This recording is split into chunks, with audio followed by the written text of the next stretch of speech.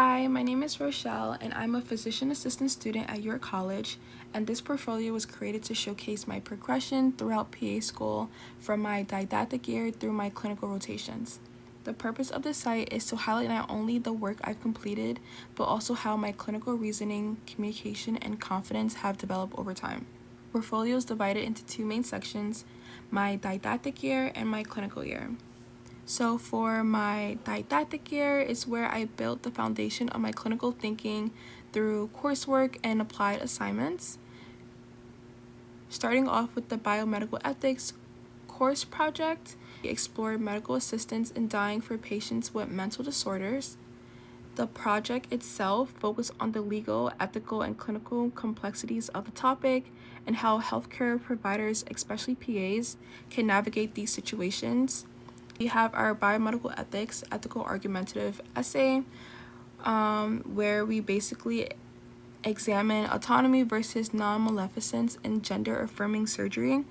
In this paper, I developed my ability to form and support a clear ethical argument while considering both patient rights and potential risk, and it helped me improve my critical thinking and reinforce the importance of approaching patient care with both ethical awareness and clinical judgment.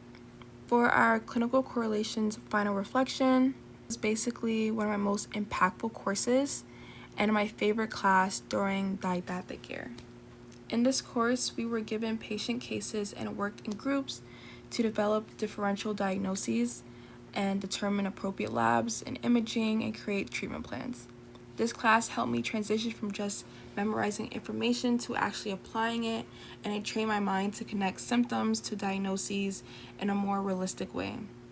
And it played a major role in improving my clinical reasoning, and it prepared me better for my rotations.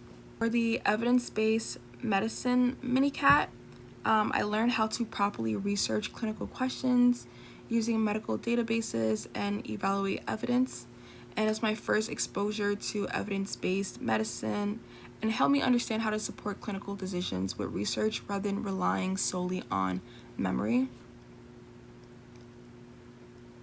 Here is my health policy analysis, where I developed a proposal focused on strengthening childhood obesity preventions at both the federal and state level.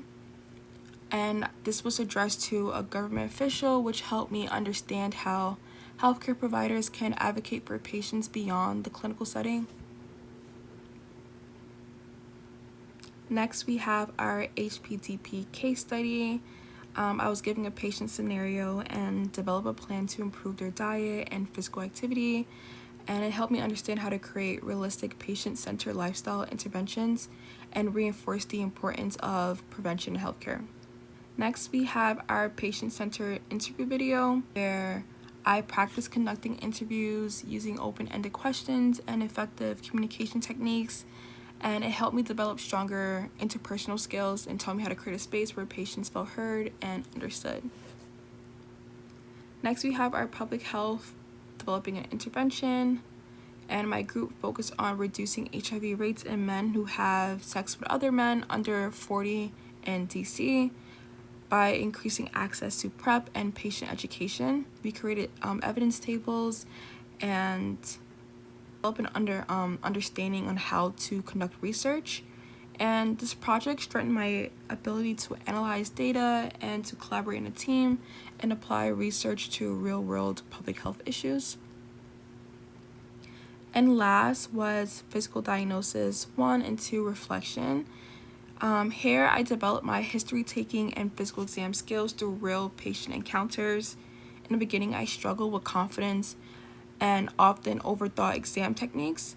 By the second course, I became more comfortable in performing exams, asking focused questions, and connecting physical exam findings to possible diagnoses.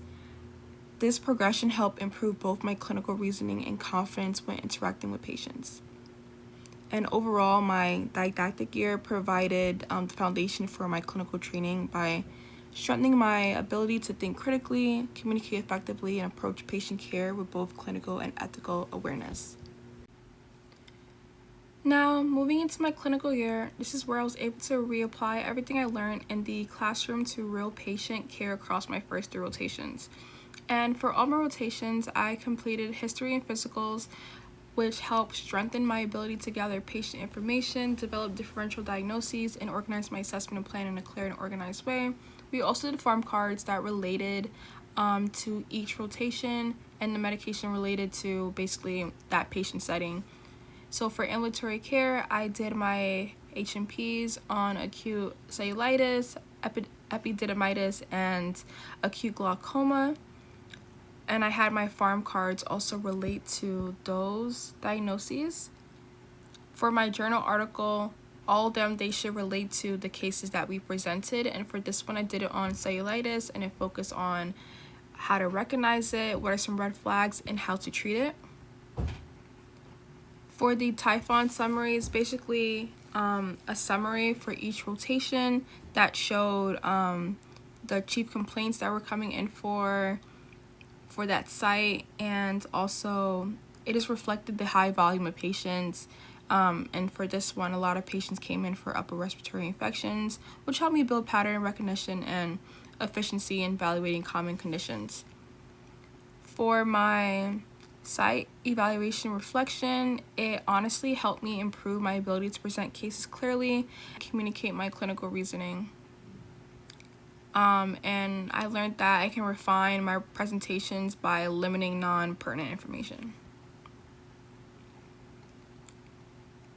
For my rotation reflection, overall, this rotation helped me build confidence, improving my independence, and understanding when to manage patients versus when to escalate care. And I did some IM injections, suturing, venipuncture, EKG interpretation, wound care, and imaging.